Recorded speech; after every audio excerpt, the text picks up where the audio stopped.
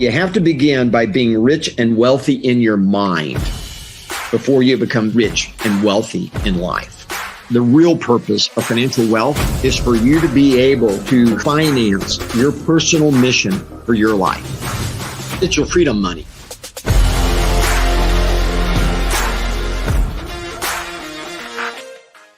Mentorship and coaching is so important because if you think about it, our entire lives we have had coaches, teachers, people who help us grow, and it should be absolutely no different with business. You can almost overdo it at KW. So we have our initial coaching program that you join as a new agent, which is productivity coaching.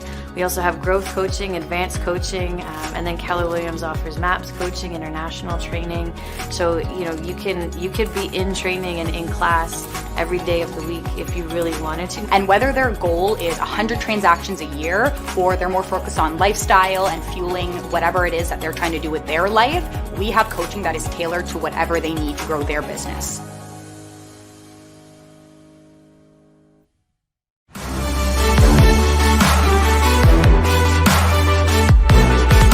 I sit back and reflect on my time with Keller Williams Realty Centers. I can see how much I've already continued to grow, and the people around me and the people that I've met here and the journey and trajectory that they're on, that I'm building a life that I'd never imagined for myself. Over the last 10 years of being in real estate, I can honestly say that these last 2 years have put me in a place where I can create my life for myself and my family that I didn't even know was possible.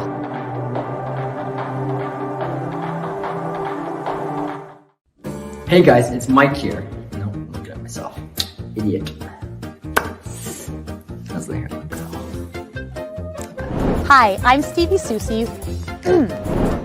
Hey guys, it's Mike here from Team Russo. Nobody cares. This beautiful... Nope, again. I wanted to let you guys know about a little event that, oh my god, Take 15. Hey guys, Mike here with a quick video just showcasing one of my business partners' latest projects happening right now. Hey, I'm so glad you could make it. I am dying to show you this property. This is what you get to deal with when you have kids and you're trying to make a real estate video. You're doing an offer with Daddy. I'm doing an offer? Yeah. How do you know I'm doing an offer? What is an offer? His offer is selling for a house. Something for a house. 10 unit, 4 bedroom. Why can't I do this? Hi, my name is Andrew Bolton. I am the broker of record in North Nine. Regarding legal issues, licky issues. Yes, regarding licky issues. She's a master of licky issues. My role here at KWRC is to oversee the office staff, health and safety, and HR duties. I keep looking over there! Hi, I'm Jennifer Silvernagel. I'm the productivity coach. What was I going to say there? The realtor? I'm the realtor at Keller Williams. Of choice. I am your realtor. I also operate the operations of that. All right, let's try this again. Hi, I'm look over there. And I also operate the management. Okay, all right. Hi, I'm Marianne Baldessera, and I'm the executive assistant to the leadership team. Did I do it again?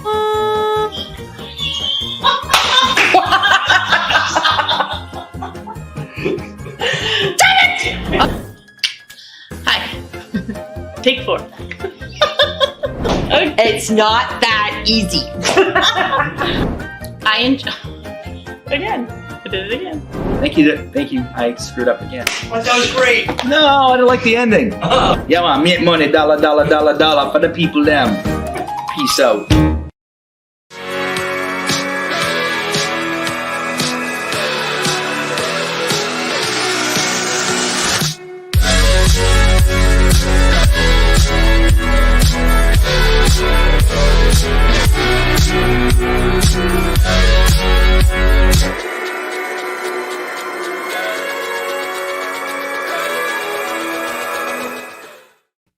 Well, there we have it, my friends. We are live, and this is our team meeting. This is really your team meeting. Welcome to the team meeting. We got lots going on today and really excited about clicking buttons here. That's what I'm doing today. But I hope you are enjoying the October sunny weather today, because today is a sunny day for KWRC. We got a lot of exciting things happening, and I love watching those blooper videos. I could watch that over and over again. And I know there's many, many more. So keep sending them in. We'll have to update that and do a new one. Lots of good stuff happening today. So I'd love to start off today's meeting with a mission moment. And at KWRC, or really Keller Williams, we love to give back to the community. And I'm gonna show you a screen here in just a second, and that all of these agents have given back in some way, shape, or form. And this month, we are celebrating all of these agents here that have donated part of their commission to KW Cares.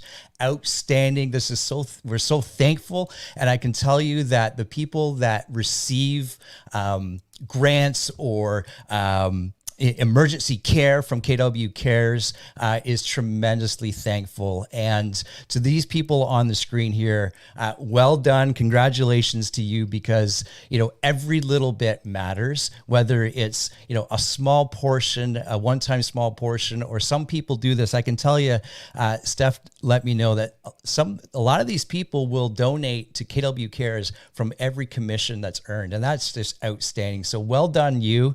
Thank you for that. KW Cares, if you want to learn more about it, you can visit the website that you see on screen here, kwcares.com. And it is, I should have remembered the mission statement off the top of my head, but the end of the mission statement for KW Cares is simply this: taking care of our own. And that happens in time and time again. It's happened with people or agents within our brokerage where they've got into tough times, whether it was medically, financially, whatever that could be for them. And KW Cares was there to support them in that time and need. And also, of course, when there's natural disasters, we've seen many different videos and such of how KW Cares helps support our communities in natural disasters and things like that. So good on you. We're going to continue to do this throughout our monthly meetings, a mission moment where we're celebrating or highlighting or bringing to attention just the amazing work that our agents are doing. Good stuff. Good stuff. Okay, moving forward. Last month, you might recall that we celebrated, or we were about to celebrate, the $1 billion in closed volume.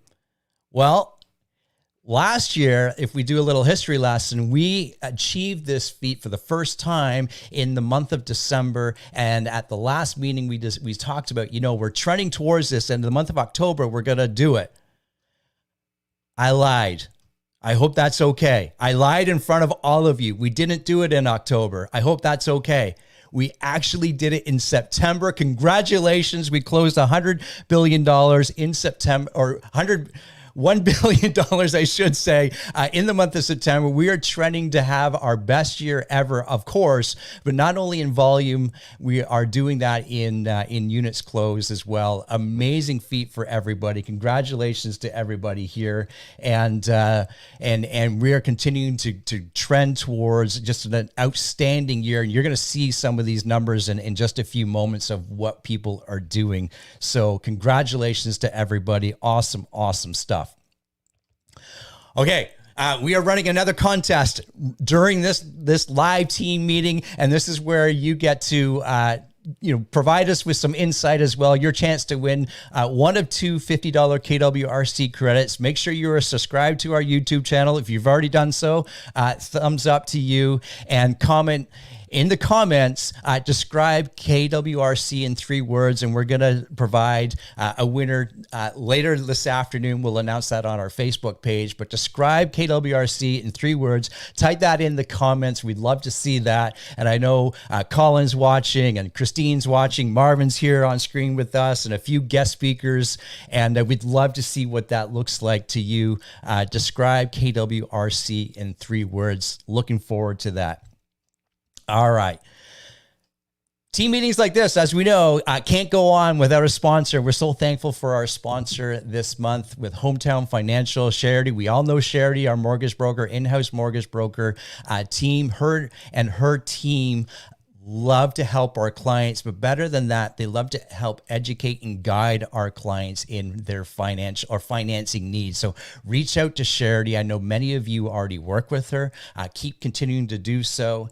And her team can help guide you through some, the real estate transactions, but they can also unlock some perhaps equity or some potential. If you're not seeing any transactions or things like that, reach out to Charity and have her reach out to your clients perhaps and unlock some equity so you can look at investing in real estate and things like that. There's always one way to generate transactions. So make sure that you're reaching out to Charity for that very reason. I'm seeing lots of comments come in. Keep them coming. This is awesome. I love this, Kelly. We all want a piece of this right now, especially over the last couple of 2 years. Hugs, kisses, and family. That's amazing. What does KW mean to you? KWRC mean to you? That's fantastic. Najim, family, care, relationship. Absolutely, my friend. Mary Fernell, innovative, resourceful, and family. Keep them coming. I love it. I love it. Perfect. Okay, well, that sets us up for our first guest speaker. And a lot of you might know this name. And if you've been around KW for, 6 or 7 years at the very least, you will know Jason Gavazda's name. But if you're new to us, perhaps this is someone that's new to you. I can tell you the moment he comes on screen, he's going to captivate. He has such an awesome story and background. More importantly, he's going to talk to us. I'm going to bring you on screen now, Jay, if you're ready. And you are going to share with us, the importance, if you will, of, finishing the year strong, which sets us up for tremendous success in the new year. And your background, whether it's in real estate or previous to that, is just perfect for this. So everybody welcome JG, my man. How are you? The floor is all yours. Awesome. Thank you so much, Gary. And to Colin and the rest of the team there, I just appreciate being here. I've received so many texts from agents in your office that I've coached and been friends with, and I really appreciate their recognition that today I'd be joining you. And I know I only have 10 minutes, so thanks for that short period of time. Everyone knows I like to talk. So I'm going to get going here. And, there's a quick story football-wise I'd like to share with you, and that kind of gives you the precursor of what it looks like when I first joined this business in real estate and moving forward. So I was on 12 different teams in the NFL and CFL, fired 8 times. And one of the stories that can go to what we're trying to talk about today is it was my 5th team. So I'm on the Super Bowl Raven team, and the first team that we have to play against is the Tennessee Titans. And I was on the Tennessee Titans earlier that year for about 8 weeks, and I knew everyone on the team. And I joined the Ravens in January. So we have only 3 weeks left in the season, the playoff season. So the guys are like, "Who are you? Oh my God, you played on 4 teams already. That's my 5th team that year." And, they gave me a little respect for that. Never missed a paycheck and just played every week on different teams almost. And so I would practice and, I'm trying to stick to the team. So I'd have, Ray Lewis and other players on the team, like, hold me back and don't run too fast on this play. Okay. No, it's just practice.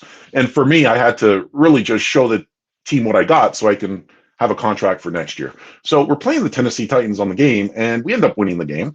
And the thing is going to the middle of the field after the game and shaking hands with the other team. That's normally what happens. And all the Tennessee Titans coming up to me and shaking my hand, from Steve McNair, may he rest in peace, Eddie George. My locker was between those two for 8 weeks, and they're all shaking my hand and wishing me luck. They all knew my story. It was my 5th team that year, which is incredible, to stick with it all and persevere through that. So they knew whoever won that game was going to have a really good chance over the next game to make it to the Super Bowl.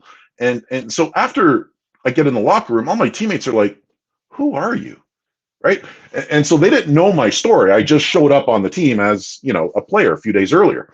And all of a sudden we win the next game. And when we get to the Super Bowl, I'm the only Canadian on both sides of each team.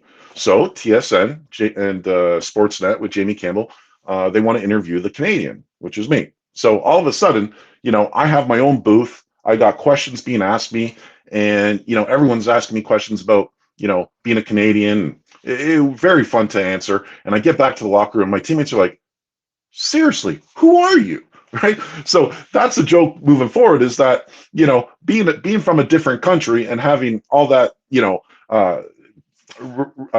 TV and personality on you, and just having great friendships in all the teams I was with, it got my teammates confused. And funny enough, to end it all, when we're in this right before the Super Bowl, a lot of the players who weren't able to play in the game, like myself, unfortunately, at the same time, the parents were like, "You got to stand beside number 47. He's always on TV." And if you knew me, I cannot stand still. So I'm always moving across the sideline like a head coach, moving back and forth. And these teammates of mine wanted to be on TV like me because their mama told them to. And what ended up happening is they got tired after the first quarter and said, "I'm going to sit down. You walk too much." So that was a wonderful experience for me. A little story there on, being fired 8 times, everyone thinking I'm mediocre, except I'm on your team and we became Super Bowl champions. And that's the ring right there that I can show you guys. And I don't wear it all the time. And it's so huge, right? I don't want to lose the diamonds or bang it against something. So typically it's in the bank vault. So that takes me into real estate and why I got into it. And after a few years at helping buyers and sellers, I needed more and became TL of Keller Williams at the Duncan Mill office and enjoyed my time there for a couple of years. And there was an opening for productivity coaching. And so it's been about 10 years since I first started coaching new agents. And I thought I had an incredible opportunity to coach mediocre agents and get them into top producing agents. Okay. And also what made me so excited was I was the first face, the first energy, the first experience they were going to have with Keller Williams for their entire first year. And I love that pressure.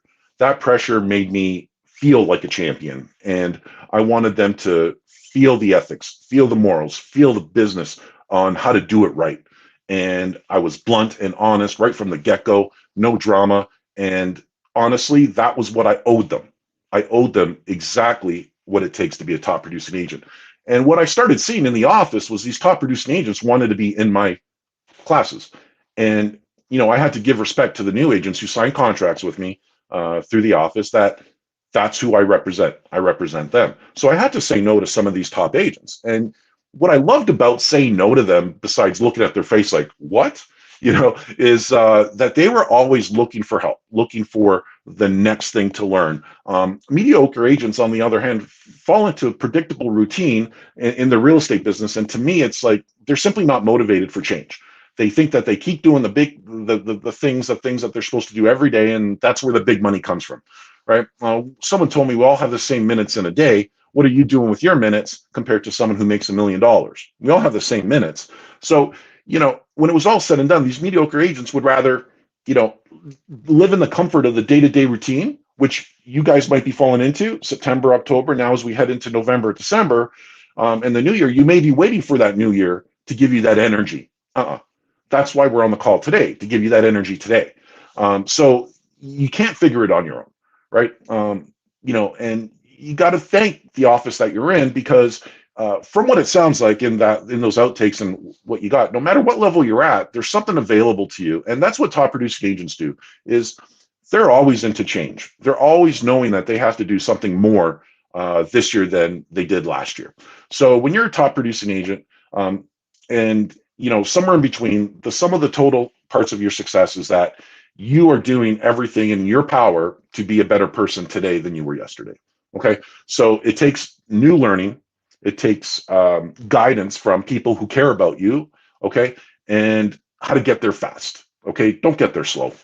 Okay. Don't feel that there's pressure in fast. Okay. To become a Super Bowl champion, you need to have that pressure. Okay.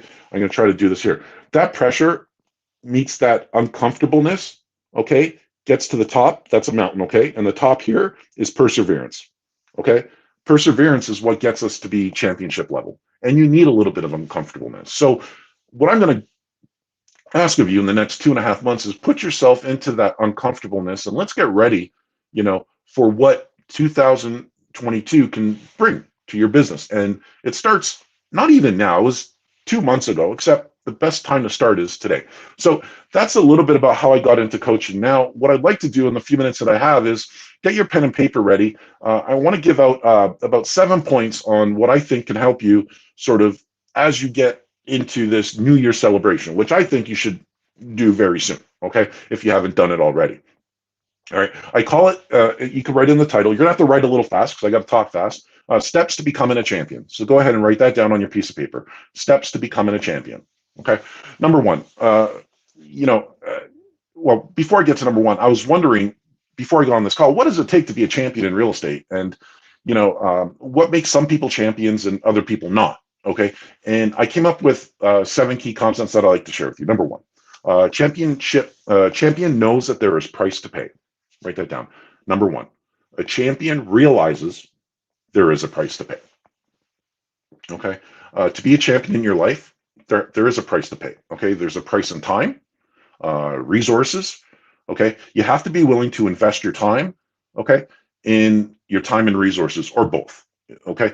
Number two, to be a great salesperson. Okay. This is still number one. Just, you can listen to these. You don't have to write these notes down. To be a great salesperson, you have to invest your time practicing scripts, dialogues, your listing presentation, your buyer presentation, interviews. You must prospect regularly. Now, we hear that all the time. Just please do it, okay? Because you could have one great phone call a day and it counts. And that's what's important. So invest your money in training, coaching, podcasts and seminars that give you the tools that you don't have today, okay? Understand you don't have everything you need to do to be a champion today, so go find it, okay? Are you willing to pay the price? It's like being a great parent, okay? Being a great parent, you have to invest time in your children, okay? Your time investment is the price you pay, to bring your children to full maturity, okay? So you also invest your resources of money, emotions, knowledge as a parent. So are you willing to become a champion parent? Okay, so it's priority, right? Yes, you are. I'm sure you are. So put that to your business. You're a champion salesperson.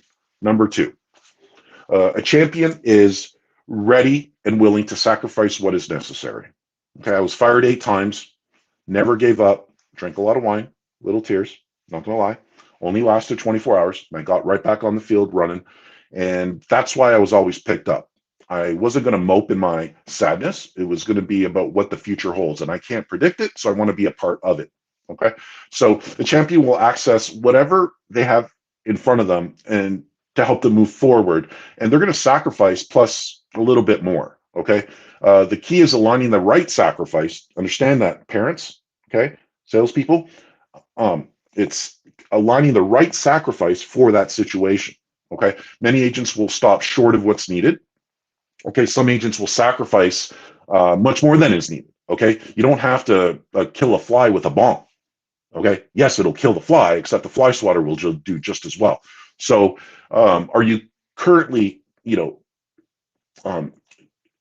making the right amount of sacrifice in your business? Okay. Number 3, write this down. A champion has the skill to focus in the moment. A champion has the skill to focus in the moment. Okay. The most successful people have the power of focus. Okay. They are intently able to do what needs to be done when it needs to be done. Every time I got fired and hired, I had to learn a new playbook. I knew that. They didn't have to tell me, right? The playbooks are huge. I had to learn 5 of them that particular year, 8 of them in 1 calendar year. Yes, I got fired quite a bit. This is the road that was given to me, and I was always an NFL player during this time. So you got to take things to completion. You can't give up. You got to find a way. Write that down. Find a way. That's my motto in life. Find a way. Okay. And then look and see, do you have the skill to focus on what you need to do? And if you don't have the skill, go get it. Right? Go find it. It's out there. People are willing to help and support you. Number 4. A champion accepts nothing less than excellence. I love this one, right? Because my friends always made fun of me that I have the ability to change reality, right? I was in my own reality, right? And I had to be. If I was going to be a Super Bowl champ, if I was going to play in the NFL, if I was going to get drafted, if I was going to get a scholarship, if I was going to go to a high school, Michael Power, and be out of district and do all this, while parents are divorced and, no money in our family, like I had to find a way. So you focus and you find a way to do this. And, to execute your fundamentals, you have to practice.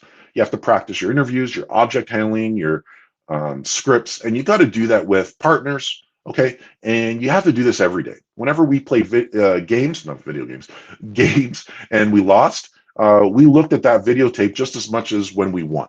Okay. And we only did it for a number of hours and then we moved on. We didn't wallow in our misery or have an ego that just because you won, you're going to win the rest going forward. So it's the same as listing and buyer presentations. You're not going to win them all. And this is what I'll share with you. Okay. You're going to do, when you score a listing presentation, you're going to do it 3 times in your head. Okay. 1 is you're going to practice and practice and practice before you get there. Number 2, you're going to do it in front of that person. Okay. And number 3, you're going to drive home, you're going to get off your Zoom call, and you're going to look over what you just did and correct it all and do it again. What I'm hoping you do and what you hope you realize is that the second one is the most important. And to do that, you need to do more than you think you need to do. So go on listing appointments, whether how bleak they are or, you know, they're not going to sell till next year. Sometimes having a conversation with you, these sellers realize, oh my God, tonight's the night, today's the day, not next year, right? All because they conversed with you. All right. I think I'm on number 5. A champion realizes it's not what happens, but how you react that counts. Write that down. Number 5. A champion realizes it's not what happens, it's how you react that counts. A real champion goes through many slumps, challenges, struggles, just as the average performer. I was fired 8 times. Okay. The champion has deals that fall out, discount sellers, assistant problems. Okay. The difference is the span of time they let it affect them versus the time they let it go and move forward and learn from it becomes smaller and smaller and smaller. If something bothers you for a month, let's hope it doesn't bother you for a year. I'm not going to go there. That's okay. The next time something happens like that, does it bother you for a couple weeks? Good. After that, 1 week? Good. After that, 3 days? Good. Every time something happens, hopefully less and less and less, you know, it bothers you. When neighbors used to not sell with me, it bothered me. Now, if they don't sell with me, I'm okay for an hour. That's how long it takes me to drink a bottle of wine. I'm telling you the truth. Okay. Okay. So you do what it takes and you realize it's how you react that counts. Okay. Number 6. All right. Number 6. A champion is intent on self-improvement and creates inner pressure to achieve the desired results. I'll repeat it again. A champion is intent on self-improvement and creates pressure to achieve the desired result. A champion is intent on self-improvement and creates inner pressure to achieve the desired result. Okay. The ability to seek improvement is reserved for only elite performers. Okay. So most people are not born with that desire of self-improvement.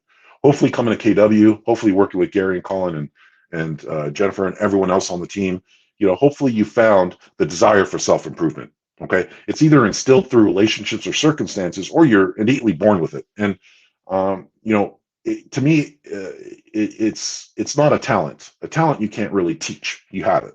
This, I believe, is spurred by relationships around you and being around the right people. Okay. You need support from your loved ones, from your significant other, from your children. This business is tough. It's supposed to be tough, even for top performers. And it's a constant yo-yo in relationship building, connecting, and holding on strong. So we're all human and work on it every day. Love your wife, love your husband, you know, love your significant other. Be kind always. Okay, be kind. Whenever you see me, you'll always see that I'm smiling, no matter what's happened to me, both professionally, personally, both in football and real estate. I'm always going to be smiling and give you a kind answer. Okay, it's going to be the truth. I may not have time for you. You're going to have to walk with me to the car and walk fast. I got big strides. However, to me, I'm not a problem solver. All right, I'm a solution provider. John Maxwell said that to me one time, and it's really resonated. Find solutions. Don't be a problem solver. Find solutions. Okay, and number 7. Okay, this is the last point. Number 7 is a champion always has a game plan and thinks and works on their game plan. Okay, so as you head into 2022, get a game plan, work on it, adjust it. Okay, because most people give what life gives them. These are the cards that were dealt to me. That's what I hear a lot of that, right? If I heard that, man, why did I even get a scholarship? You know, why did I even get drafted? Why did I get to the Super Bowl? Are you kidding me? Right? Be careful what you dream about. The dream might actually come true. All right. So the no real plan is doing the same things over and over again, in my opinion. Right? To have a plan, you want to achieve and acquire more. Okay. You have to have a plan about what you want in life. Okay. And it's okay if your plan changes. All right. It's supposed to. You're not going to be the same person you are today at the end of 2022. If you are, you're making the same money or less. If you want to make more, you got to change. Right. It's like being a TL. I can't be a team leader for my team in real estate with buyers and sellers if I wanted to manage over 200 agents as a TL. I couldn't be the same guy. I needed to increase my leadership, increase my skills, be kinder, and actually bring people together, both drama filled, right? And the champions that were eager to learn more. Okay. So write your goals down. I've always been a writer. None of this iPad, iPhone, put your notes in there. Just writing goals down does something to your subconscious, does something to your innate personality. And I'll leave you with this little short story before I give you one homework exercise. Okay. I wrote down everything I wished for because I read something in a feng shui book that if I wrote it on a piece of paper and put it under a waterfall piece, that it would eventually come true. So before I made it to the NFL, I said that I wanted to be a Super Bowl champion, not joking, and also play for the CFL Toronto Argos at some point. Okay. And I retired from football 12 teams later, and there's that waterfall in my living room, and we're making a little move, painting, and I look underneath it, and there it is, and I read it, and I couldn't believe it. Every single one of those came true. And if you're getting goosebumps, I still get goosebumps to this day. It said, I want to be a Toronto Argo. It said, I wanted to be a Super Bowl champ. And funny enough, those were the goals I wrote to my coach in college. Okay. And he kind of smiled and smirked at the time because he liked them too, except I was this rookie freshman in college. And little did he know the fire in my belly. All right. And we all hope that our kids have the same fire in their belly as they play sports and do art and, be great at whatever they do. Be their leader. All right. Show them how it's done. I'll leave you with two things for your homework for whenever it's your New Year's. Okay. Yes. I hope it's by the end of the week, Friday. All right. What important things have you learned in the last 12 months about yourself and how you did your business or what you can improve on? I'll read it again. 10 most important things that you've learned in the last 12 months. 10 most important things you learned in the last 12 months about yourself, about how you did your business, and what you would like to improve on in 2022. One more time. 10 most important things you learned in the last 12 months about yourself and how you did your business and what you would like to improve on in 2022. 10. Okay. And the last thing before I let you go here, 7 things that you need to do between now and January 1st to ensure that you have sufficient prospects in your hopper to reach your 2022 number. I'll read that again. The 7 things that you need to do, let's add us, as a champion between now and January 1st, the 7 things that you need to do as a champion between now and January 1st to ensure that you have sufficient prospects in your hopper, to generate your 2022 numbers. All right. You need help? Talk to your team leader, talk to your coach, talk to people around you. All right. Support is everywhere during this time. All right.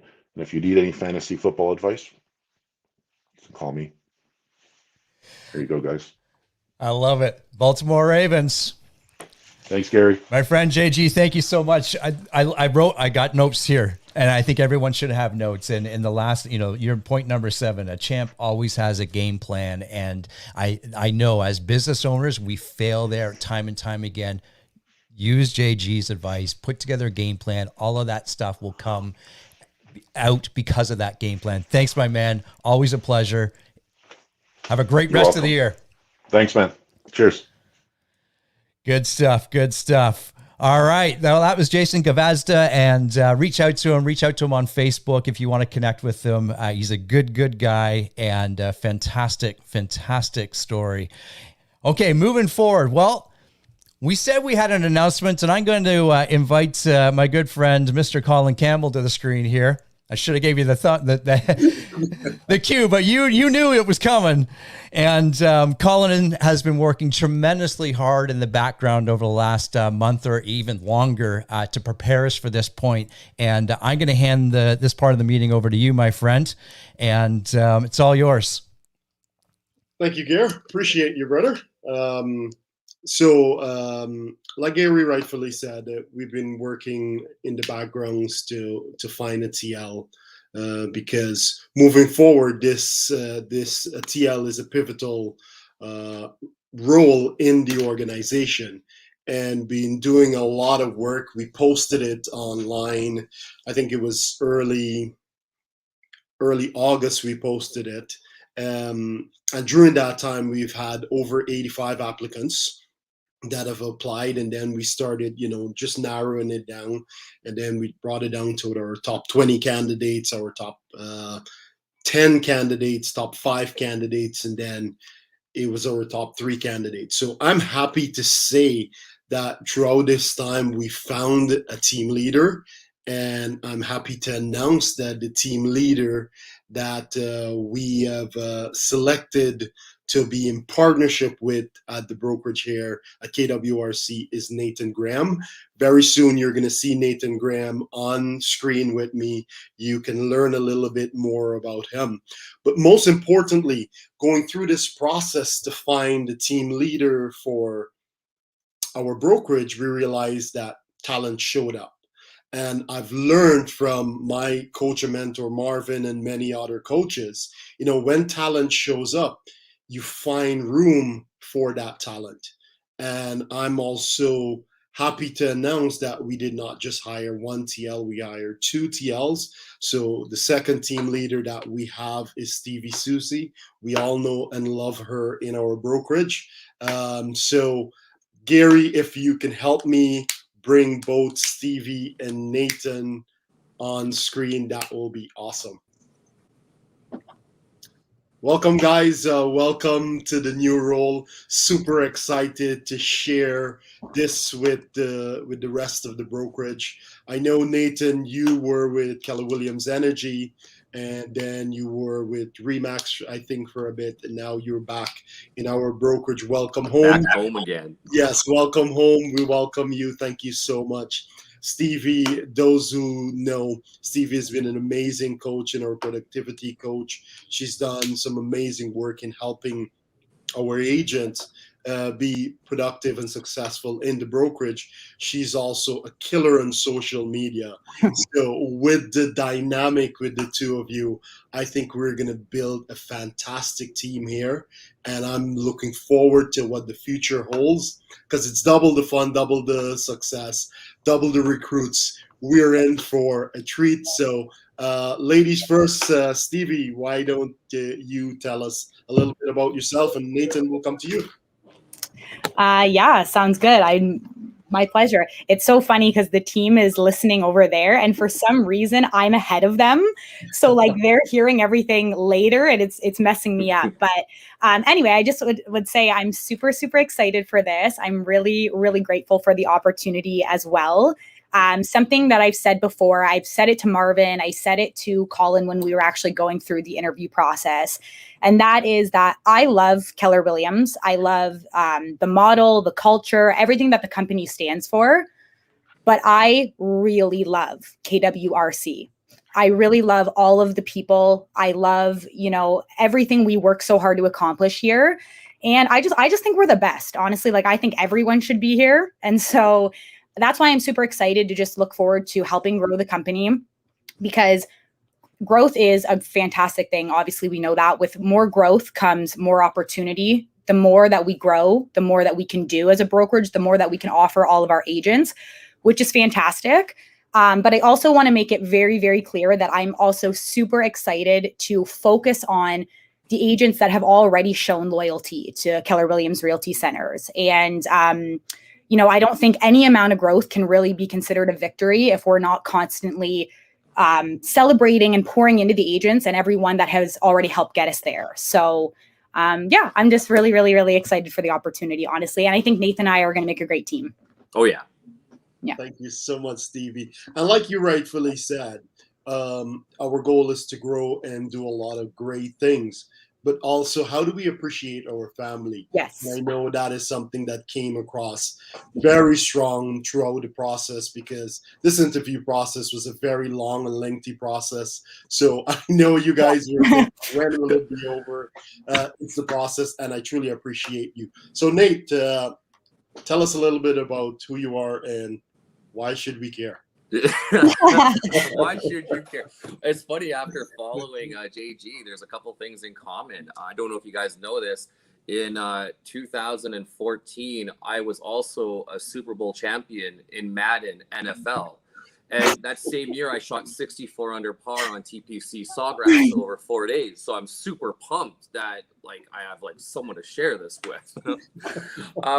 Colin has asked me to talk a little bit about myself. I'm not usually very good at that. So I just want to say, you know what, a part of what I want to build and a strong foundation here is really focusing on obviously the growth of the brokerage, but building that culture and making sure everybody knows that this is a full open door policy. I want to get to know every agent. I want to talk about what you guys love about the brokerage. I want to talk about where we can be better in 6 months. If I commit to doing something, I want you guys knocking down my door if it's not done. And a part of that building of the culture, I might be jumping a gun here, but we're going to be talking about a Halloween party. And if you're going to notice something, for the record, the over-under on this being coffee would be fun bets in the office. I enjoy social get-togethers. The Halloween party, 10 days ago, we didn't even have this in the plan. So sorry for the short notice to everybody.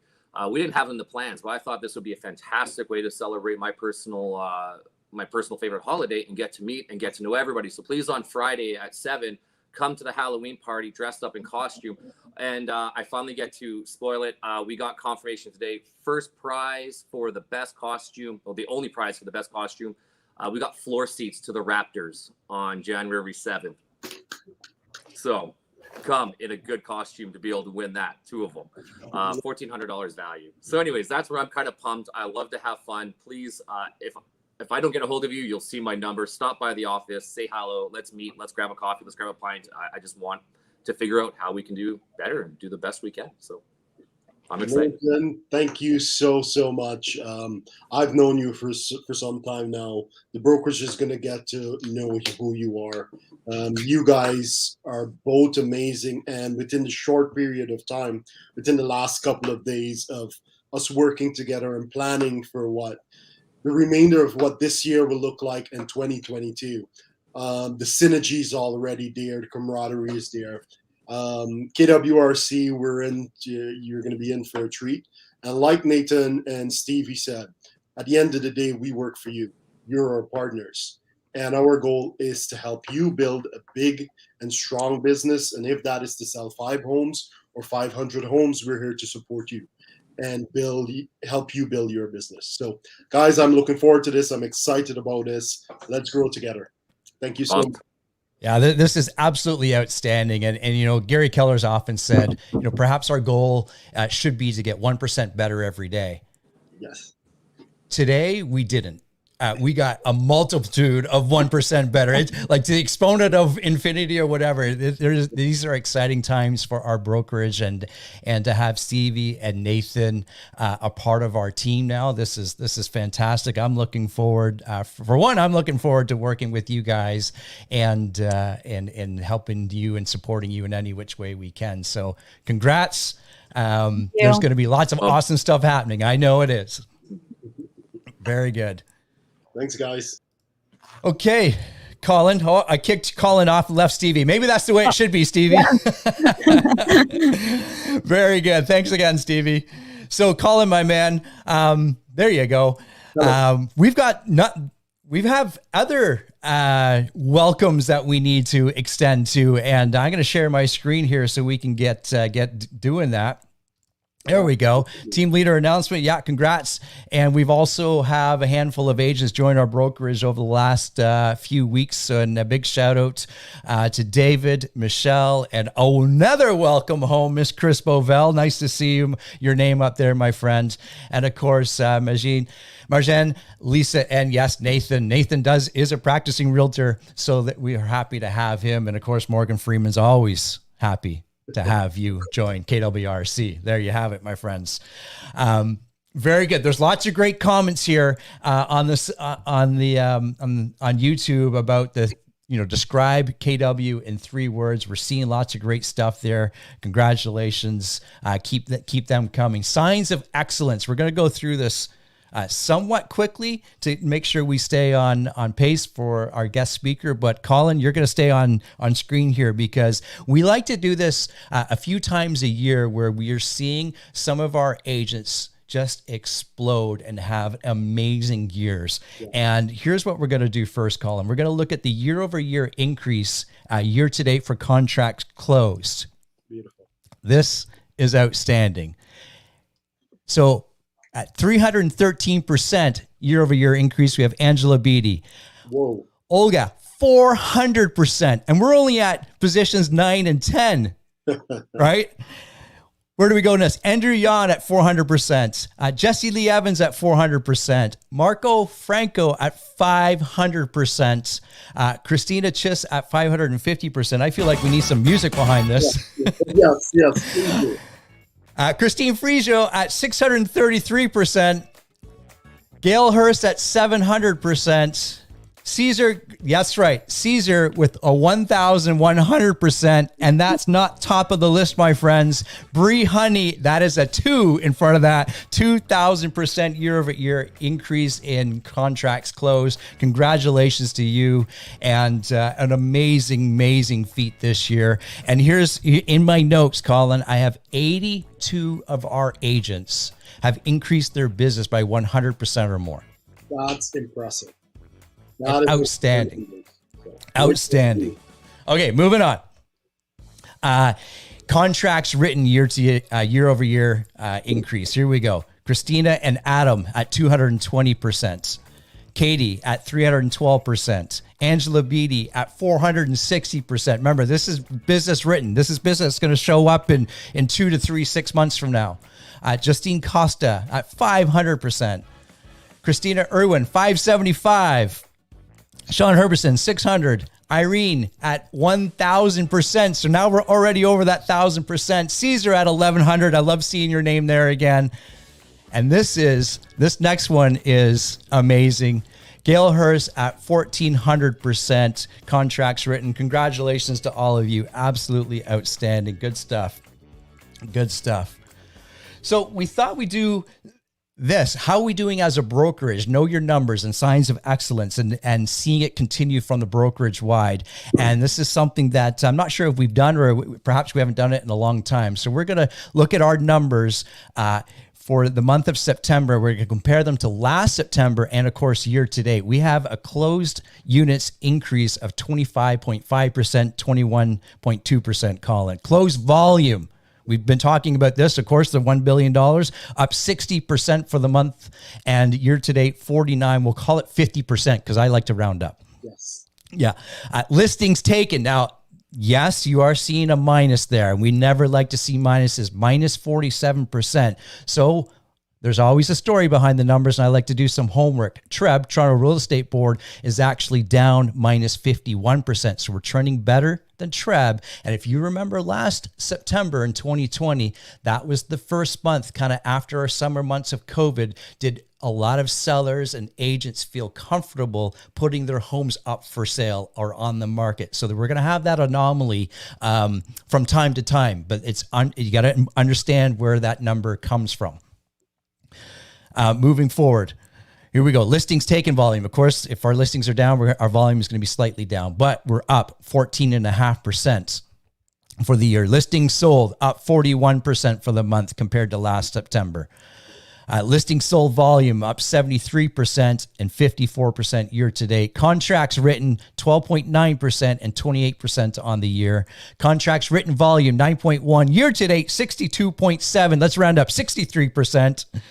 And closed GCI, this is for you, my friends. Closed GCI, yes, over the month, it's 45%, and year to date, 48%. You have increased your GCI. That is gross commission income. Congratulations, everybody. That is outstanding. And we want to continue to to have a fantastic end of the year. So we are setting ourselves up for even a better year next year. Colin, I don't know what you got to say about that, but that is outstanding. Dude, like we know 2020 was a stellar year. And for us to be hitting these numbers in 2021, almost every one of our agents had a pay increase. Almost 50% GCI increase. That's amazing work on our agents' part, our agent partners. So super proud as a brokerage, we're doing some amazing work. So congratulations, everyone. Absolutely. So I'm going to hand this part over to you. Actually, before I do that, I need to do something on my side of the screen. Colin, you set up the Wealth Mastery. We're going to play a little short video, and then we're going to bring on one of our special guests here. Okay.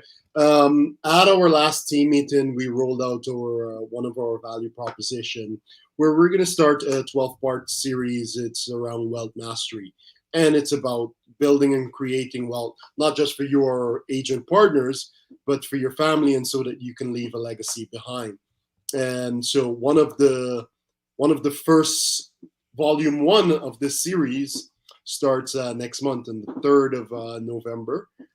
So volume 1, and what we're looking at is, starting around mindset, because we know you can drastically improve your finances by taking conscious control of your thoughts. And that is what we wanted to make sure that the first volume, the first series in this 12-part course, it's around mindset. And we have an amazing coach. He's my personal coach, my MAPS coach, and he's coming to help us with that. So Coach Tim, he's going to be just spending a couple of minutes just telling you about the first course that we're running here. And I'm just super excited to share that with you. Awesome. Hey, thanks. I gotta say, I've been on for a little bit and you guys are rocking it. I'm so proud of your guys' numbers and all the successes you're having. The one thing I want to throw out here, Colin, right away is 48% increase year over year on GCI.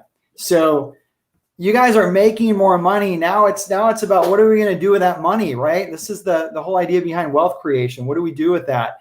So I'll introduce myself really quick to you guys. My name is Tim Bodwin, and I am a MAPS coach. I am actually a MAPS leadership coach for Canada. So I spend a lot of my time virtually in Canada, and so I know your market. I know your world there. I reside outside of Washington, D.C. right now. I'm also an OP, a team leader, market center investor, owner of title company, mortgage company, and property management company. So a lot of experience, been with Keller Williams almost 8.5 years. And one of the subjects that's near and dear to my heart, and this is where Colin and I had this conversation, is around wealth creation. And this idea of really beginning to look at net worth, and wealth. And so I'm going to just quickly preview. And before I go there, I'd be remiss. I have to welcome Nathan and Stevie. I'm so excited for you guys. I want to throw some fun in here. If the process of CV was a little long and rigorous, you can blame it on me partially, because I was holding Colin accountable to CV. So anyway, welcome to you guys. So excited about what you're going to bring to the table and what y'all are going to do as a team. So let me jump in. So here's what we're going to cover. And like Colin mentioned, this is all about mindset, guys, right? Because as a coach, here's where my heart is. We can't go tactically into diving into something that we want to implement or change until we clear that mindset hurdle, right? And when we start talking about wealth and money, and I can guarantee right now, as you guys are watching this, you all are having different reactions to this thought, right? This thought of wealth creation, this thought of money, it evokes emotion, right? And for many of us, the emotion comes from way back when you were a kid. And that's where for most of us, where our first thoughts and values around money come from, right? And how we're brought up. So in this course on the third, guys, here's what we're going to dig into. We're going to focus solely on that mindset. And here's what we're going to do. We're going to cover 7 key areas. And what I call this is the 7 key areas of wealth creation around, and it's all around mindset, guys. Okay. Step number 1 is to know your purpose, right? So why are we building wealth? Why do we care about our net worth? And that's individual, right? Like we all have a different purpose. So we're going to dig into that. Know your purpose is the first step. Second thing we're going to dig into is adopting a wealth mindset. So how do we have the right mindset around attracting wealth and around what do we do when we're accumulating wealth, and how does that play into it? Third thing is we're going to talk about remargining our lives, right? So the reality for some of us might be, well, this is a great conversation, but maybe I have some debt, right? Maybe I haven't been as prudent with my money as I would have liked to have been. The good news is we're going to talk about ways to remargin your life and get yourself on track there, right? Because that, for a lot of us, that could hang over our heads, right? And create limiting beliefs or obstacles. Fourth area is we're going to talk about adjusting our time perspective, right? Gary Keller says something, guys, it's really powerful. We way overestimate what we can do in 1 year, right? So if any of you ever set a goal, and a really aggressive goal for a year and you don't hit it, right? And there's emotion around that. So what he says is we way overestimate what we can do in 1 year. We way underestimate what we can do in 5 years, right? And he goes on to say you can be anywhere you want to be in 5 years. Like I'm that guy. Like I'm on that journey. Like I look back 5 years ago, I'm like, wow. Right. So the point is we way underestimate what we can do in 5 years. So we're going to talk about that in respect to wealth. We have to adjust our time perspective and how we look at things. So we're going to dig into that. Next thing we're going to do is we're going to talk about taking action now. Right. So many of us sit on the sidelines, right? And we say, well, when I'm here, I'll do this, or I need this piece to move forward, or all of the different limiting beliefs or the mindset challenges that we have around just jumping in. Right? Because here's what I'll share with you guys. Wealth building is a journey.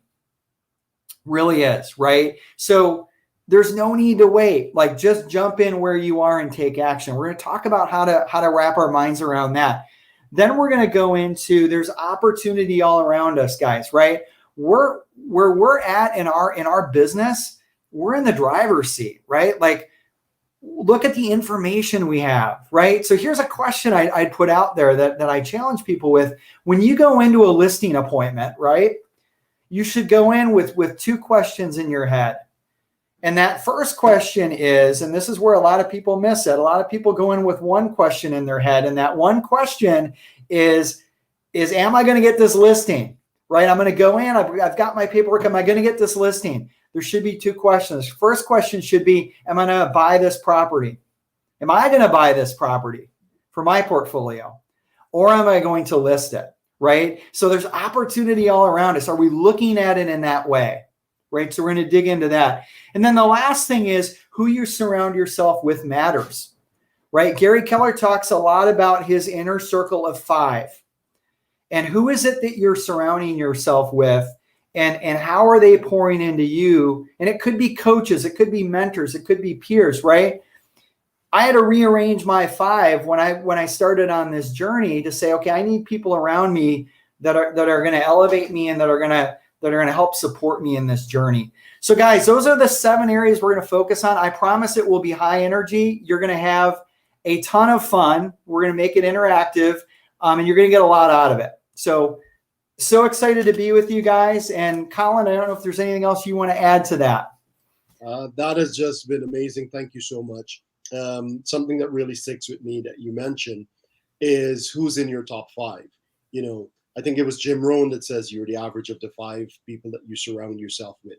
So it's touching on that. So this is something that I'm truly excited about.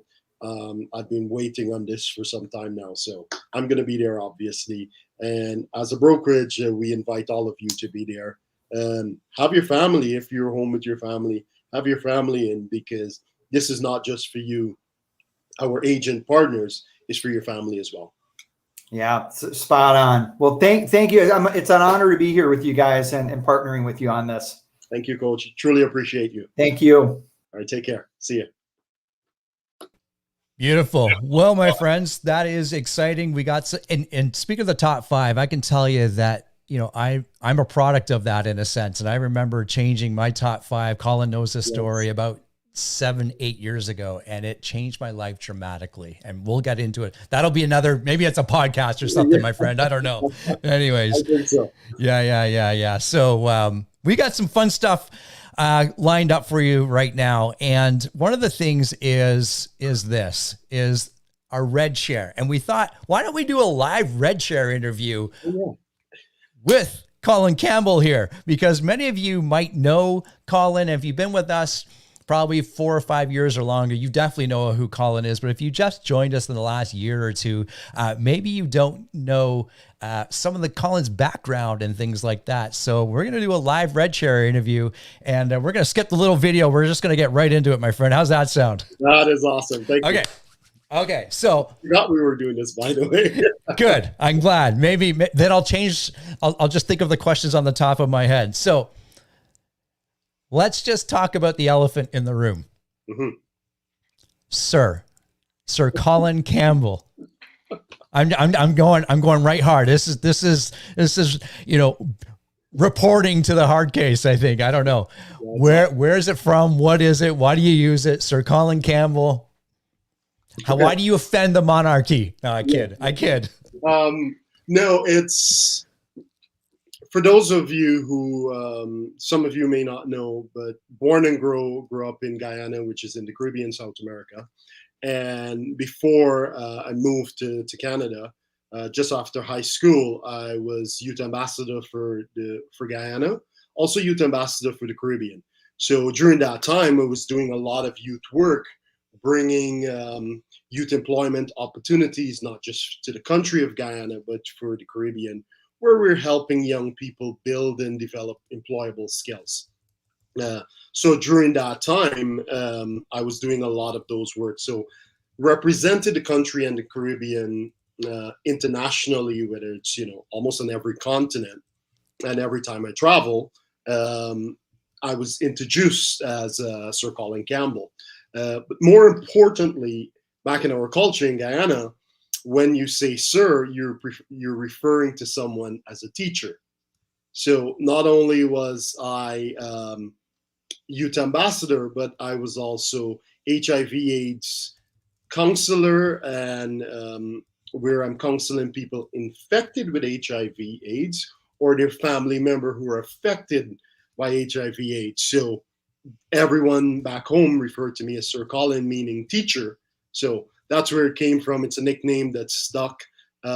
It's not in no way to offend anyone, but it's just a nickname that's stuck. So there you go. So I don't need to be offended. Okay, good. No, and I'll tell you what, it makes it kind of fun too. And use that. You know, if you're listening to this interview, use something fun in your life or your background for your branding or what have you. I know Mary Furnell would be like all over this type of stuff. Very good. Very good. Okay. Next question. What was life before real estate? So we had, you know, that time where you were, you know, serving in that capacity, and then there was a gap, and then there was real estate. What was that gap? What was that for you? So after migrated to Canada, and I came to Canada 19 years ago. So been in this country 19 years. After I came to Canada, started off as a salesperson. Actually, no. My first job in Canada was selling newspapers outside of the subway, Toronto Star newspapers, which was ridiculous. Like extra read all about it? That would be pretty cool. No, it was subscription, selling subscription to the Toronto Star. So did that for 3 weeks.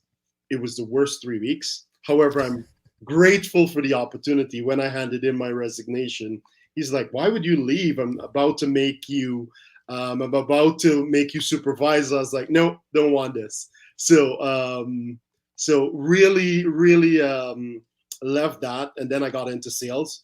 Started working at Radio Shack at the time, where I started as a part-time associate, then quickly moved up the ranks. Within 6 to 9 months, I think I was store manager, and within a year, I was district manager at Radio Shack. I was running a district of 25 stores within the GTA. Situation came, times changed, and I was laid off from that job. The market started to turn, the economy changed. So doing a lot of district managerial stuff there. Then I started managing, your Best Buys, your IKEA, Winners. So a lot of sales background and in management. And I think I was joking with you yesterday, Gary. My overnight success is 20 years in the making, and it's 20 years of management and me working on myself. I knew I always wanted to get into real estate, was just extremely scared to jump into real estate because every day you wake up, you're unemployed. However, got into real estate, had some great mentors, and here I am. There you go. Good. Because that segues perfectly into this question, but I want a little bit more meat on it. Why did you, or how did you get into real estate? Dylan said, keep asking the hard questions. And if I don't like the answer, I'm going to ask it a different way. This is making me uncomfortable because, sorry, what was the question? Yeah, exactly. Nice try. How and why did you get into real estate? Why I got into real estate.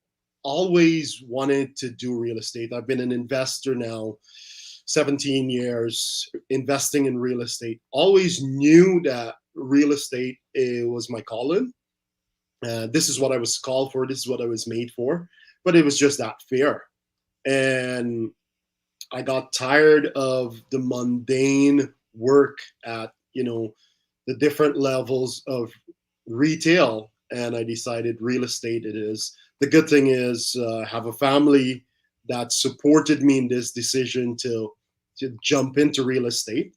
And I'm so glad for their support and their guidance. They helped me. Like even first into it, I would practice door knocking on my own door where my kids would answer the door and, give me different objections. So it's an experience that I'm very grateful for. But I know real estate was what I was made for.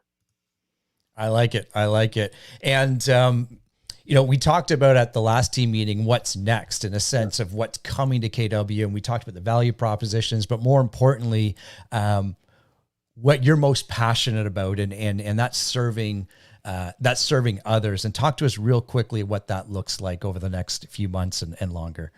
Well, ultimately, our goals as leaders is to help every one of our partners or agent partners and the team, help them build and create financial freedom so that they can do what they want, when they want, with whoever they choose. So that is something I'm truly passionate about. Obviously, with wealth mastery around that is something that I think we will not only help our agents, but now our agents can be able to teach their clients, how to build wealth. Some things that that was mentioned at our last team meeting that is coming in the pipeline is us creating a division just for a commercial division. I've been talking with some key agents in our brokerage already, and we're putting together a task force around that and what that will look like. Just a commercial division. We're also looking at a luxury division for KWRC and what that will look like. So been reaching out to some key agents who've been selling, the 2 million plus, and just sharing some ideas of what that will look like. I'm super excited with us bringing brand new construction and having access to new construction that our brokerage can now, offer to our clients. So these are the 3 things that are in the pipeline.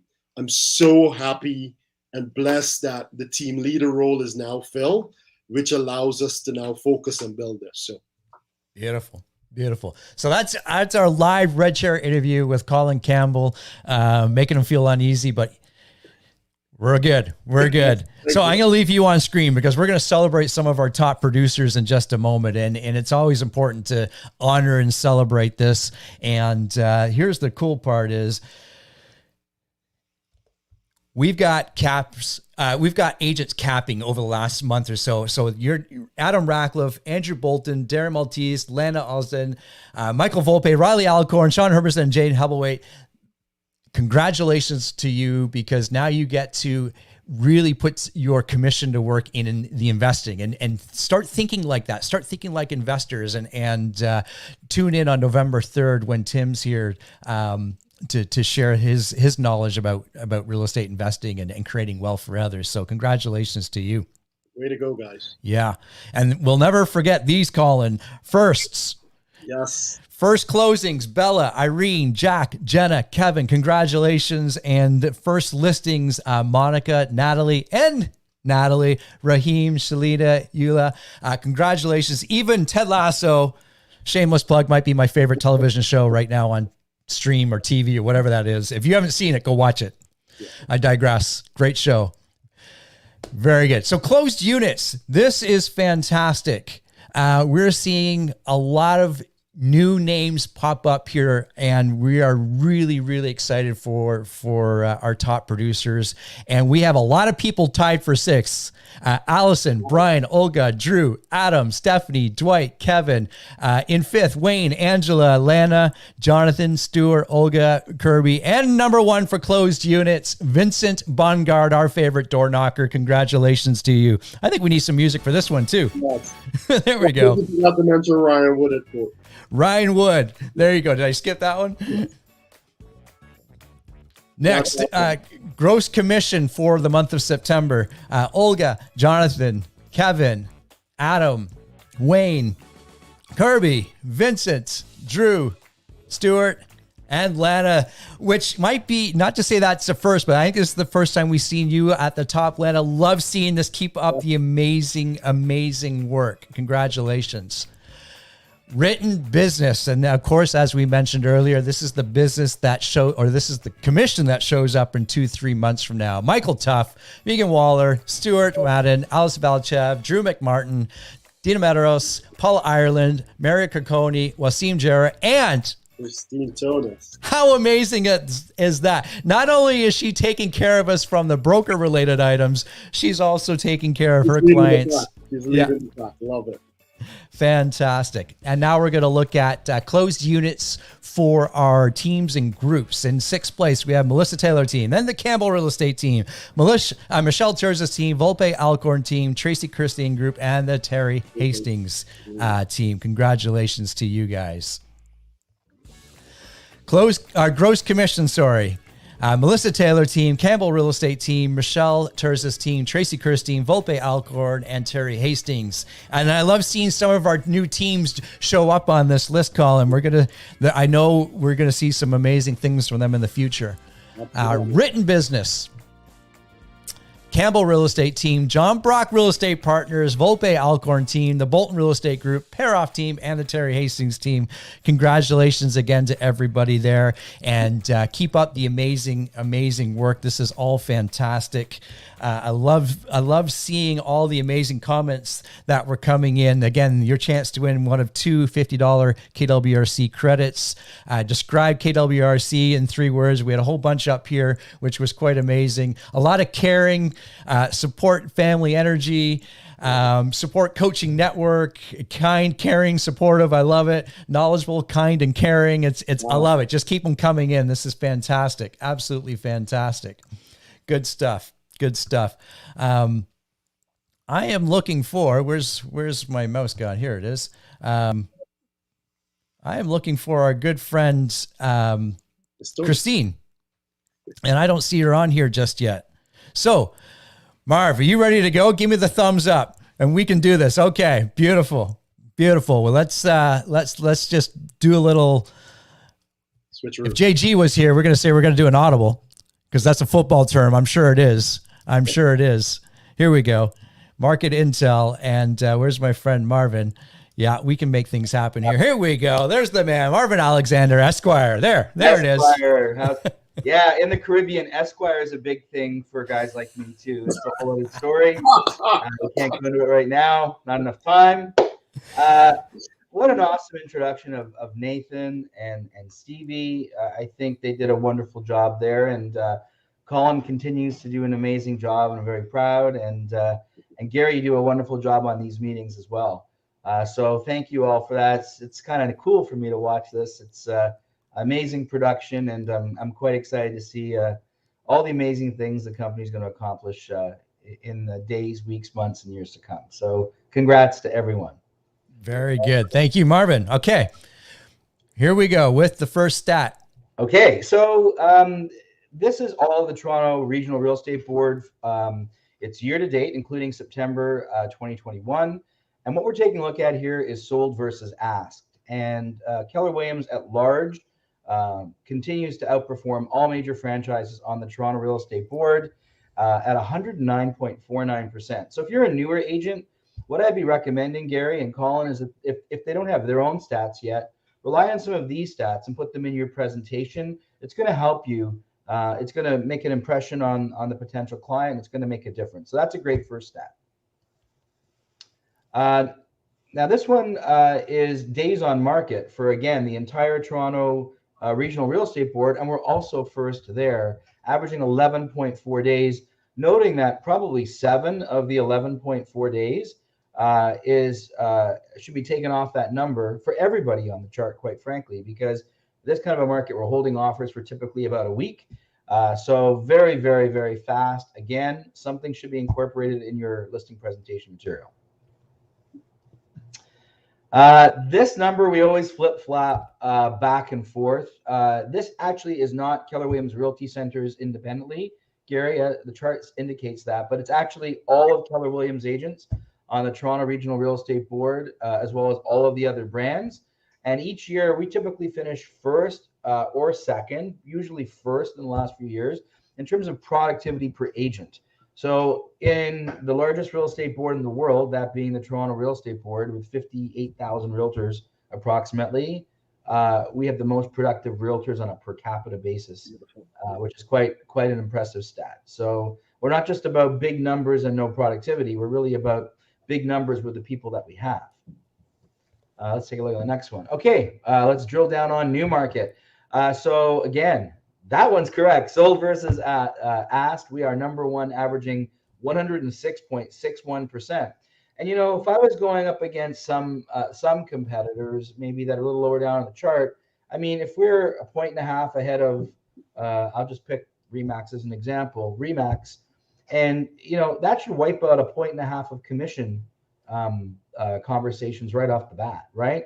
So it's one thing to have the stats, and my point is you need to understand them, analyze them, and use them to your advantage. If you're not using this information, guys, we're really a little bit remiss because other brokerages aren't providing this. They're not spending the time and money in researching this, right? So it's really important to use the stats. Okay, so in new market share. Man, we're in this race, and it's been going on in new market now for the last few months. The struggle that we have with this stat is that Right at Home Realty is one brand name. So anybody from I can't pull Right at Home Realty locations out for those in Toronto and so forth that come to new market and sell. Do you understand? So when you see all of the names on this chart, they're specifically based in new market. So if we were to remove Right at Home, we would be first. I put them in because they do have a location in new market. However, all of their locations are fueling that number because they don't differentiate Right at Home Realty in new market versus Right at Home Realty in every other location. So as agents, migrate up to new market to list, sell something, it's going into that stat. So that's what we're up against. We're up against, whatever it is, 8,000 agents at Right at Home Realty stats competing against us locally. Anyway, so we know we're first, but it is what it is. Okay, days on market. We're in the middle of the pack. We show you everything, good, bad, and different. It's still an amazing number, averaging 13.4 days. They're all amazing numbers, to be quite frank with you on that chart. Again, if you back out about 7 days, it's pretty quick to sell a home, right? So well done. Aurora, this is interesting. So these are the offices that are based there. We're actually first in sold versus asked in Aurora, averaging 106.76%. And again, if I was going up in this example, let's say a Royal LePage agent, and we're averaging 2.25% more, the commission discussion should be just over, right? So I think that's a really good chart for you to hang on to. Let's go to the next one. Days on market. Interesting. You see that every time there's a direct correlation between days on market and sold versus asked, right? And here we are again, averaging 9.8 days to sell someone's home. And I wouldn't skim too quickly over this chart in discussions with homeowners, because I would drill down on the fact that when your house is listed, especially in these upcoming winter months where you have to get the kids ready and take the dog out and live in a fishbowl, every day feels like a week. So when I can save you 6 days of that process over, let's say, the bottom of the chart, it's quite significant when you bring it down to what it really means for them. And these days, with showings being on half-hour intervals where our clients basically have to vacate their house all day and night, that chart means a lot more now than it does in other times. So don't be too quick to skim over that chart. Aurora, we're looking at market share. It's very interesting. Aurora has been, in the last year and a bit, year and a half, really a three-dog race, for lack of a better term. And imagine that. We have 25% of the market in Aurora, basically, and we're in third.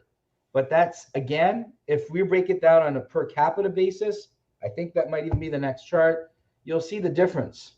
We're outproducing every other company on a per capita basis in Aurora. So really, we just need to continue to grow.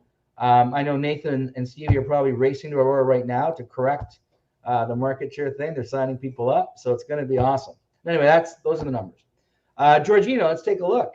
Sold versus asked. We're at 107%, and that's where we fall on this chart. So big numbers there in terms of sold versus asked in all of Georgina. Let's go to the next one. This is days on market. Again, a pretty similar correlation. So we're averaging 16.5 days to sell in Georgina. And Georgina encompasses a big area geographically. So sometimes we're talking about a bit more rural properties and so on, which can take a little bit longer to sell. This is market share. And what's very interesting is when you expand the search beyond Keswick and make it to all of Georgina, you can see at the very, very bottom, 44% of the sales in all of Georgina come from a mixture of all others. So we're in the middle of the pack at 5.46%, but very different to Aurora, where it's very location based in terms of listing, very well rooted that way. In Georgina, it's all over the place. East Gwillimbury, again, middle of the pack at almost 108% of asking. Go figure. In any other time and in most municipalities, that would be good enough to be first. Anyhow, they're all great numbers. Days on market in East Gwil, however, we are first, averaging only 6.2 days. And again, if you have that conversation about what a day feels like in the life of being listed, it makes a difference. Bradford, West Gwillimbury, again, sold versus asked, we're at 105.1, somewhere roughly in the middle, but all great numbers there as well. Average home price in Bradford, again, if you're going out on a listing in Bradford, West Gwillimbury, and it's in the million plus range, call it a $1.1 million range, I'd want to show them that chart because you can show that our average sale price is the highest of all competitors in Bradford, West Gwillimbury. So we started this, right, Gary? Kind of cool. Colin, you've seen this where yes. I thought, let me just see what the top agents in these different municipalities are comprised of. And it's quite amazing how many of our realtors are in all of these categories. So let's take a look. A new market, closed units. Michael Volpe Alcorn team is number 3. Stuart Madden's number 9. Michelle Terzis is tied for 12th. Wayne Clements is in 15th. So I just did the top 15 in each area. So that's quite amazing. Aurora closed units, Kirby Chan and Co. number 2. Wasim Jara tied for 3rd with Vincent Bongard and Colin Campbell team. Amazing. Also in Aurora, we have Michael Tuff tied for 6th with the Silvernagels. Pretty cool, right? Steph Sauve came in tied for 10th with Marion Carconi. We're tying with our own people. And John Brock and his team tied for 12th. Bree Honey tied for 13th. So that's a lot of agents out of the agents we have trading in Aurora in the top 15. Pretty cool. Top agents in Georgina. Again, this is productivity units. Steve Peroff team, number 4. And Volpe Alcorn team tied for 8th. And then for East Gwillimbury, again, here they come. Come They're on, coming. look at this. Hope Alcorn team in third. So And then this guy. and there you go. So amazing results, guys. So congratulations to all. Well done, well done. Beautiful, beautiful. What I see there too, Marv, when you always go through those numbers, and sometimes, you know, we always want to see KWRC at the top, and when we're not at the top, that's where we should see opportunity. Right. Right. And especially, excuse me, in that Georgina area, for instance, where there's no real dominant market player or one that has the market share, there's a tremendous amount of opportunity there for our agents to take market share. 100%. And you know what? If you don't identify areas for improvement, you can't improve on them, right? So it's good to have these conversations. Like these are amazing numbers and any brokerage would kill for. However, we can still be better in lots of different areas. Even where we're number one, we can still be better.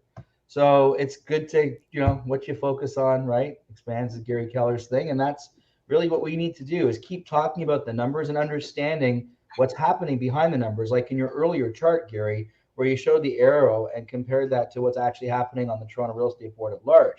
So it's important to know your numbers. It's part of being a business owner. It's part of running a business within the brokerage.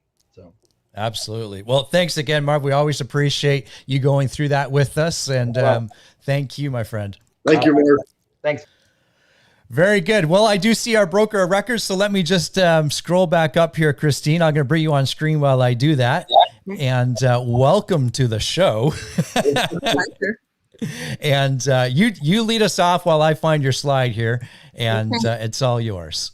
So one of the things I wanted to mention in listening to the previous people talk, if you're the combination of the top 5 people you're with, take a look at your brokerage and look at the top 5 leaders in your brokerage. You've got something to support you there. Okay, so broker bits. By the way, I was online. I was just on the wrong feed. Okay, so broker bits, let's go. Okay, so my top 5 areas I'd like to look at and discuss with you. Number 1, FinTrack. There's been a lot of changes in FinTrack. We're knuckling down on that. The fines are huge. Next slide.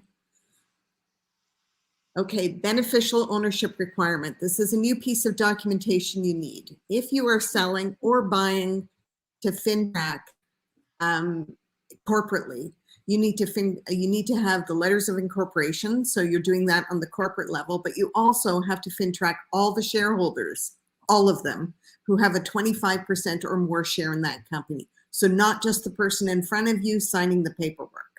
Those need to be documented. Next slide, please. Politically exposed person or head of international organizations. That could be the mayor of your town.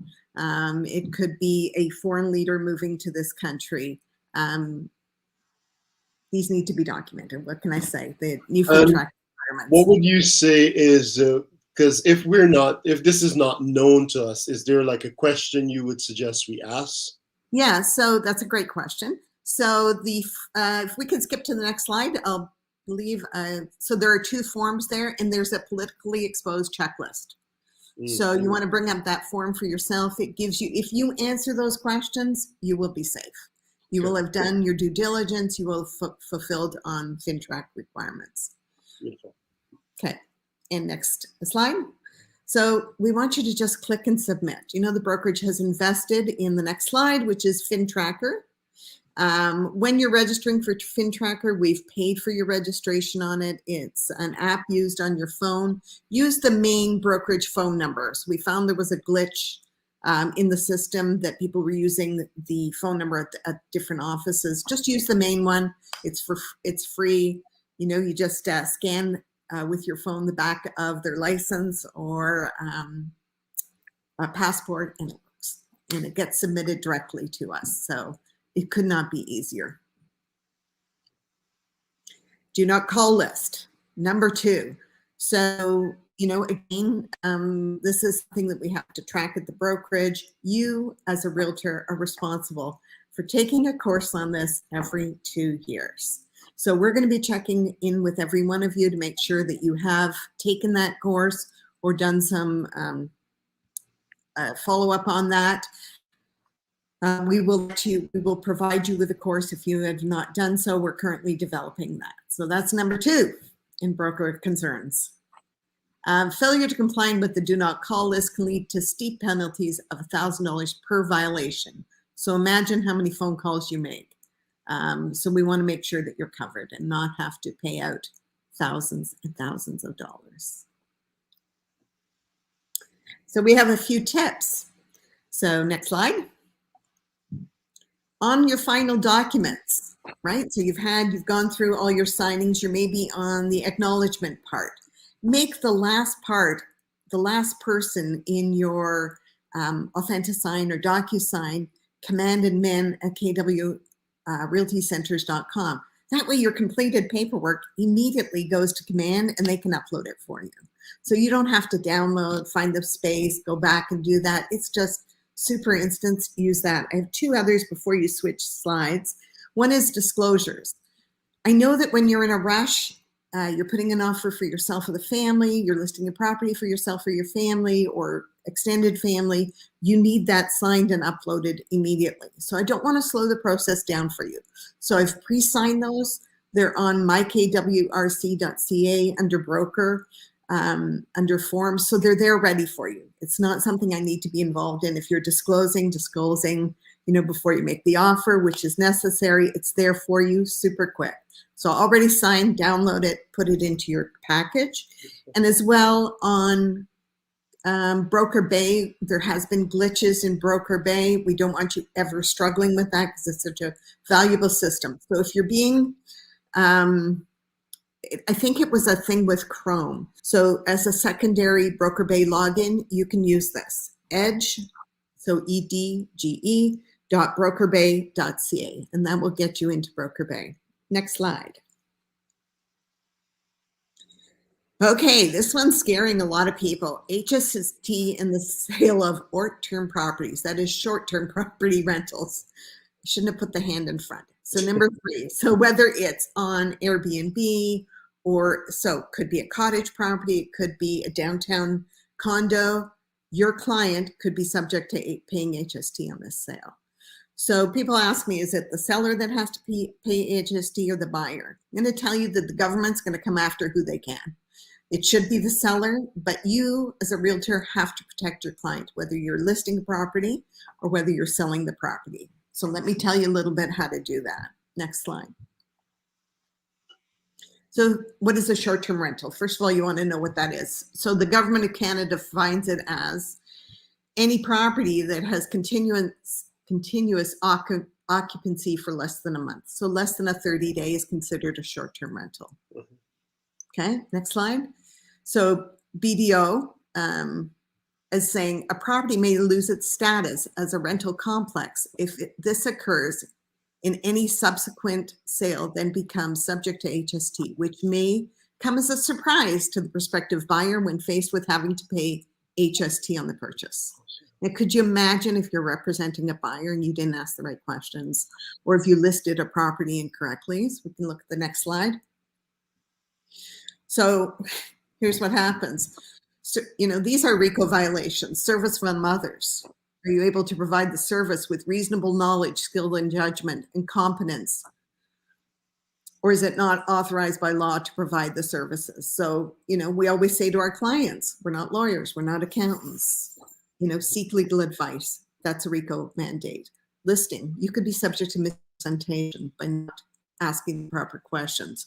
And RICO, are you really protecting the best interests of your client? So whether it be buyer or seller, when it comes to subject to HST. Before I go on, I want to thank 2 people on this. So I want to thank Paul Ireland, who's part of our amazing ALC, and he brought this to my attention. I also want to thank Jeff Cowan for helping me in some of the research that we did from this. So I'm also publishing a paper on this, so you will have it as part of what you can refer to. Next slide, please. So KWRC says, ask questions. Has the property ever been rented out in the past? If yes, have your client reach out to their lawyer and accountant to determine if the property is subject to HST. Get confirmation of that response in writing. This is critical. You don't want to have You don't want to ever be in a position where where a lawyer or a judge says to me, well, how did you confirm that? Oh, he told me on the phone. That's never going to cut it. You want that in writing. And to put in a 2-day solicitor review condition in an offer, whether acting for the seller or the buyer. So, if you've asked these questions, you can ask them of the cooperating broker, you can ask them of your seller. You really want to be clear about whether this property has been used for short-term rentals. And they may not actually be clear in what qualifies as a short-term rental. So these are critical pieces. So watch condos downtown, watch waterfront properties, COVID, a whole bunch of stuff got rented out for Airbnb that was waterfront properties. So people, personal cottages, never rented them before, all of a sudden have rented it. They may now be subject to HST as a result. I'm just going to read to you from tax assessors. The tax assessor's criteria may consider whether a property was used primarily, i.e. more than 50% of the time for rental purposes, and was substantially, say 90% of those rentals being short-term rentals. This may occur if this may color the property to be subject to HST and could be determined the use as short-term rentals is commercial, capital in nature, and not residential. So it's actually changing the use of the property.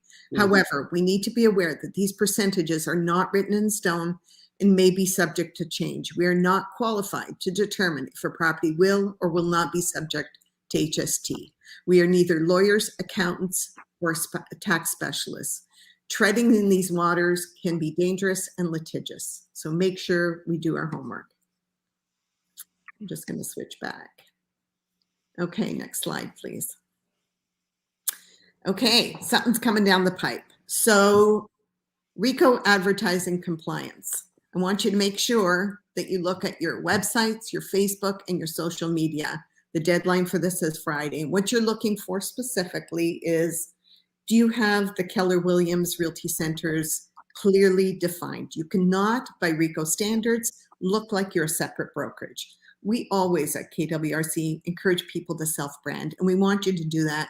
We want you to develop your own brand, your own social media, but make sure that you're a RICO compliant. So you don't look like a separate brokerage. Make sure that the Keller Williams is large enough so that it cannot be mistaken. So we want you to check that on your websites, on Facebook. If you could switch to the next slide. So here's some RICO compliance. The brokerage name has to be present. Brokerage logo. Clear that you are not the brokerage. Your phone number has to be identified. Now, what I mean by that is if you're putting your cell number, you can use the word seller direct, but it has to be near your number. And your designation. Don't forget, whether you're a broker or a realtor, you can use that, or a salesperson. It has to be on all your advertising. So make sure you do that.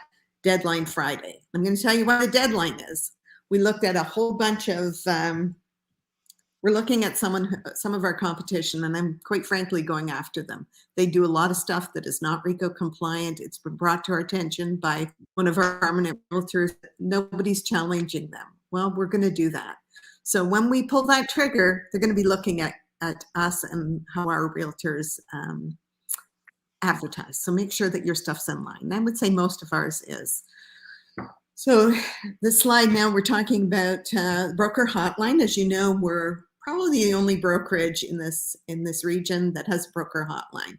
You can dial that number and get into contact with other brokers within our brokerage, and they can give you advice on legal issues, guidance, the law, some new rulings. There's also out there a WhatsApp cap where a bunch of cappers are on a WhatsApp group. Just want to make sure that you, when you're looking at things that concern the law, you reach out to the broker hotline. Because these people, the people on the broker hotline have been trained. If they're in doubt, they call me. So it's very clear. So I want to make sure that we just don't blur those lines. It's important. You might be getting advice that maybe isn't as prudent as it should. I don't monitor the WhatsApp cap. It was put in place so that cappers could talk to each other, get guidance from each other and help, ideas. And it's been phenomenal. They interact daily. So that's awesome. And next.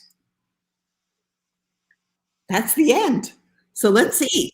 I did it in good time. Way to go. Over. So thank you for the opportunity. I know that I cover a lot of things very quickly. I'm going to be publishing a newsletter this month, which will cover a lot of things we talked about. Just make sure you're compliant. You know, we work really hard at taking care of you and making sure that you're covered, the brokerage is covered, and so are your clients. Fantastic, Christine. And thank you for all the tremendous amount of work that you do. It's behind the scenes, but it's not. We lean on and rely on you so much. Thank you, as always. Very good. Okay, my friends, I'm going to introduce one of our faves here. And let me just pull up this slide here. Let's see, that'll work. Yeah, there we go. Mr. Michael Tuff. There you are, my friend. How are you, Michael? Now, who's the fave, me or John? Yes. Yes. So Michael, over the last number of years since I've known him, has always admired John Maxwell and has always been reading his books and educating himself. And over the last, perhaps 2 years or less, Michael has taken that next step and taken the training and become a certified John Maxwell trainer and coach. And the best part is he wants to provide his insight and some of the tools and resources that he now has to us as a brokerage. So, Michael, I'm going to hand it over to you, and you can explain what you've got coming for us in November, which is going to lead us into the new year. So there you go, my friend. Awesome. Well, the first tool I have is I'm in the Aurora boardroom, and I have a CoverGirl melting pout, which is not my color. So if you've lost it, it's here in the Aurora boardroom because it's. I had no idea where that was going, but okay. It's not my shade. So anyway, so what we're going to do in the month of November is every Monday, we will do one chapter of one John Maxwell book as a lunch and learn. So for example, sometimes you win, sometimes you learn.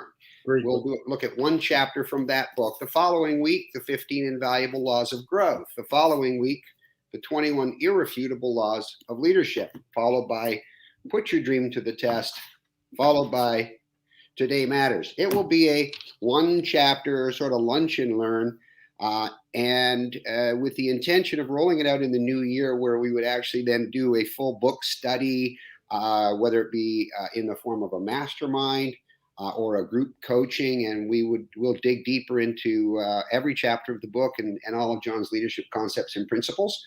And then at some point also, sometimes you win, sometimes you learn for teens is something that I'd like to roll out to all of the teenage members of our family in terms of your kids. And that is an incredible several-week program of helping kids just learn that failing forward and learning from failure and learning from not succeeding is just an incredible valuable lesson. And frankly, if you could learn it at somewhere between the age of 15 and 20 and really grasp that, you're going to do incredibly well. Anyway, so that's what Maxwell Mondays are going to be, and looking forward to exploring that over the next month to see what interest level we may have within our office.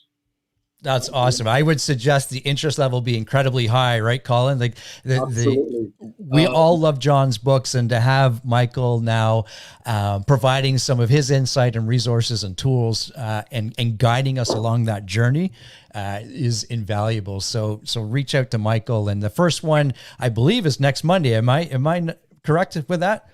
Sometimes you win, sometimes you learn. You learn. There you go. Very good. Okay. Thanks, my friend. Really appreciate you. And I want to say thank you, Michael, because obviously you have a successful real estate business and you have taken this upon yourself just to give back to our agent partners. And just want to say how grateful we are to be in business with you. And thank you for doing this. Well, thank you, Colin. I appreciate it. And thank you, Gary. Very good. Very good.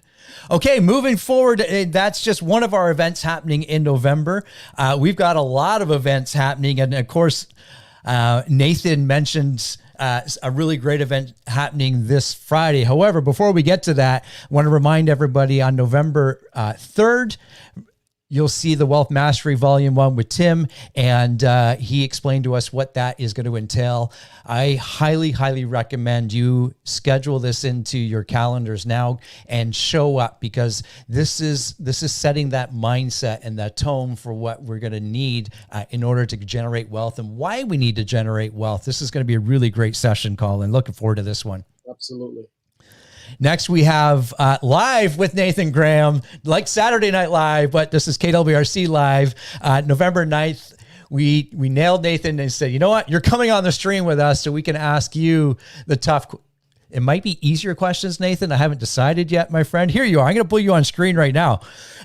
These might be similar questions to what we did with the red share, but just allow us to get to know you a lot better, and for you to get to know our brokerage a lot better too. So look forward to November 9th. And this is cool, Colin. We've not talked a lot about this, but how to sell new construction, November 10th. A good friend of Colin and myself, Todor Yordanoff, he's going to come and share with us on how to sell new construction or pre-construction condos and offers to our clients. And we're putting together a system where we're going to get access to a lot of pre-construction builds right across the GTA. So if you have clients that are interested in pre-construction, or you're interested in educating yourself on that, come on November 10th, and Todor's going to show us how to market, how to sell, and how to set yourself up for success. And Colin and I have known Todor for, it's got to be 12 or 13 years Absolutely, now. yeah. And he is going to provide us with tremendous amount of insight and access that we've never had before. So I'm looking forward to that. Nathan, tell us again what we got it coming on Friday night. Of course, I did the smart thing. I plugged my headset in right away. Can you guys hear me okay? We're good. Beauty. So yeah, this Friday, again, I am pumped for this. Halloween party. It's going to be at Old Flame Brewery in Newmarket there. We have some food coming. We have some drinks coming. And again, those courtside Raptors tickets are up for grabs. I posted a photo in the invite if you guys want to see what those seats look like. And we can even play a game called Find Drake, because he's right in the photo as well. But yeah, please, it's 7 to 10. May or may not be karaoke after, depending how things go. It's just going to be a good time. Get to know everybody. Let's get to the social event. We can hold up to 70 people, I think, or 60, 65-ish, give or take. So please let us know if you're able to make it. If you don't let us know and you want to pop by, I'm sure we'll have room. So. Very good. And there is one event, thanks to Marv for bringing this to my attention, let me get the date here, on November 4th, which is an incredibly important day, because we're going to be doing Canada-wide business planning with one of our favorite trainers from KW, and that's Gene Rivers. So look out for the information for that. That's November 4th from 10 to 5 with Gene Rivers. And just as we started today's meeting with Jason, talking about having a plan. What was that? What was the quote that I had here? A champ always has a game plan. If you don't have a game plan, or you want to fine tune your game plan, Gene Rivers is the guy to do that with on November 1st. And it's on the calendar, November 4th. Yeah, just keep an eye out for this. Awesome stuff. So, Colin, Nathan, that's a wrap on today's meeting. Thank you for everyone for being here. Gary. And reach out to all of us. Reach out to Nathan. Say hi to Nathan. Say hi to Stevie. Welcome aboard, my friends, and looking forward to doing some amazing things. We'll see everybody real soon. Bye for now. Have a great day.